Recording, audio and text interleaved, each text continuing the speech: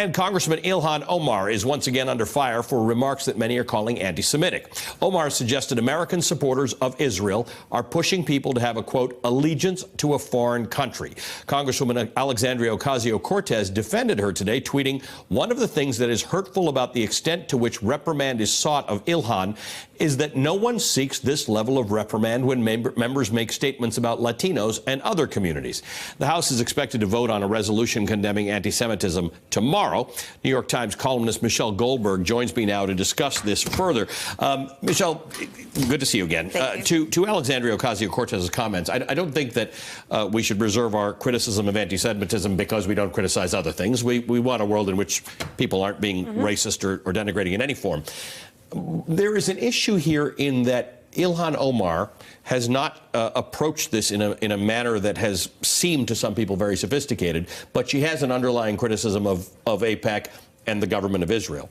And I think people are trying to figure out how you navigate this road. How are you fairly criticism of a government, as we are of the government of Iran or Russia or Saudi Arabia? How are you fairly critical of Israel or Israel's lobby without it being anti-Semitic? Well, and I think that this is immensely complicated in part because there are people out there who want to label all criticism of Israel or all criticism of AIPAC as anti-Semitic. You know, and there's this whole sort of minefield of taboos around this issue. You know, personally, I believe that, you know, you can be almost unlimited in your criticism of Israel or the pernicious influence that AIPAC has had on American politics or American foreign policy.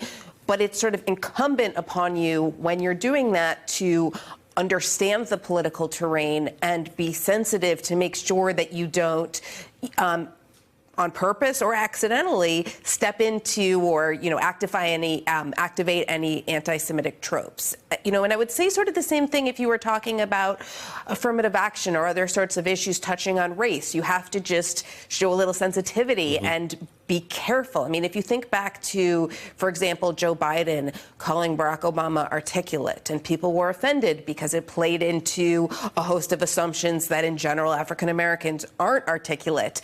You know, it wouldn't have made sense to come back and say, but obviously Barack Obama is extraordinarily articulate, right? You sort of have to understand the sensitivities. That's dangerous territory. Right, you have to. And so I think it's incumbent upon, particularly because there are now a new generation of legislators who are taking stances on Israel that had been previously out of bounds and that I think are making necessary criticisms of Israeli policy, of the U.S. policy with Israel. It is incumbent on them to sort of understand anti-Semitism, understand what people are going to hear as anti-Semitic dog whistles, and not say things that their allies or people who want to be their allies are going to find very difficult to defend. We have invited Ilhan Omar to join us on the show, and we continue to do so, because I would like to ask her what her underlying point is, because if the underlying point is Israel, the Israeli government and Israeli government policies and AIPAC, that's a discussion that could have some validity, something in which the media in this country and elected politicians are not necessarily in sync with the opinions of the country. Right. I think that it is completely valid to say, you know, that AIPAC, I don't think AIPAC is really in sync with the opinion of American Jewry, never mind the country. So I think it's perfectly legitimate for her to say that, I mean, AIPAC has targeted her for defeat, you know, and I think targeted her for defeat before these comments because it was angry about her support for the boycott, divestment and sanctions movement, because it was just angry about her criticism of Israel, period.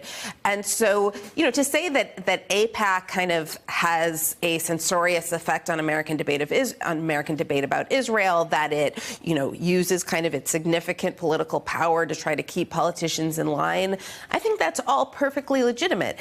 The problem is that she just, I mean, in the same way that tweet, the All About the Benjamins tweet, right. You know, it's perfectly fair to say that AIPAC fundraisers, not AIPAC itself, but AIPAC supporters, you know, raise money to support. It is a lobby. Right, of course. And I think the problem is that you have to still be sensitive to the fact that there are ancient anti-Semitic conspiracy theories that have been used in the service of, like, mass murder Sure. that say that Jews try to manipulate world events with their money and aren't really loyal to the countries in which they live. And so likewise, and this plays into that inadvertently or deliberately, and we still don't know because we need to talk to Ilhan Omar about that. But inadvertently or deliberately, it plays into that fear. Right. And I would say that, That for those of us, for someone like me who's fairly fluent in these issues or fairly steeped in these issues, I sort of understand, I think, somewhat intuitively where the landmines are. And I understand if someone like Ilhan Omar doesn't. But I think it's incumbent, just as it's incumbent on people to educate themselves about racism so they don't say things that are inadvertently racist. Think about it in the language of kind of microaggressions, right? Right. The irony is that this is an area in which conservatives are extremely attuned to any sign of offense when otherwise they're usually, kind of toughen up. It's just, why are you being so politically correct? Likewise, I think that people on the left who say that you should be sensitive to giving offense in all sorts of other realms have to be sensitive in this one as well. Hey, MSNBC fans, thanks for checking out our YouTube channel. Subscribe by clicking on that button down there and click on any of the videos here to watch the latest interviews and highlights. You can get more MSNBC for free every day with our newsletters. Just visit msnbc.com/newsletters to sign up now.